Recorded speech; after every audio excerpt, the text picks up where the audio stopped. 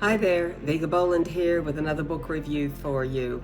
And what I'm about to tell you has little to do with the content and intentions of the authors of A Saint and a Sinner, the biography of a Catholic priest, Father Stephen Donnelly. It has everything to do with what I felt as I read the last few pages of this courageous memoir. I was overcome with a profound sadness that a man who fought so hard to win control over his various addictions and was helping so many people made one more bad mistake. That slip-up resulted in his excommunication from the Catholic Church.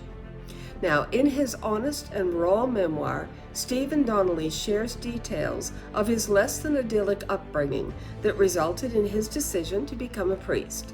His great love of God, coupled with his genuine desire to serve God's people, qualified him for the priesthood. But, and it's a big but, he was addicted to cocaine and eventually alcohol. Worse yet, being celibate wasn't possible, as he was deeply in love with Camilla. Their secret relationship lasted 7 years until Stephen fell in love with Anna.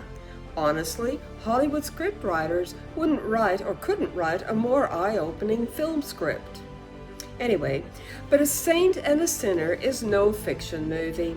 What Stephen and other priests like him experience is a most difficult, sometimes ugly reality. The priesthood is a lonely and demanding vocation.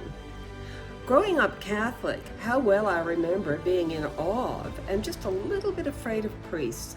But as an adult, I found it almost preposterous that young men in their prime were denied the right to sexual relationships. Ugh. Over the years, I often wondered how they managed the self-denial. Well, Donnelly's memoir sheds much light on the real difficulties priests endure. Though Donnelly himself, thankfully, was not part of the pedophilia exposed in the film Spotlight, he certainly earned his sinner title. But the moniker he earned and deserves far more is the second half of the book's title. He is a saint, at least in my opinion. I feel sure that if I were one of his parishioners, seeing all the good he did to help others recover from addictions, the dedication he brought to his duties, and the genuine love he continues to have for his vocation and church, I would forgive him all those sins. As for what got him excommunicated, well, you're going to have to read A Saint and a Sinner to find out. It's on Amazon, by the way, of course. This memoir is beautifully executed, fast-paced with lots of realistic dialogue, and characters to whom you can readily relate and whom you will not easily forget. My own memoir dealt with a very sensitive subject, but I wasn't someone in the public eye, known to hundreds, perhaps thousands of worshiping parishioners. What stays with me most then is the courage it must have taken to write this memoir. Hats off to you, Father Stephen Donnelly. You're my kind of saintly sinner, and the world could use many more like you.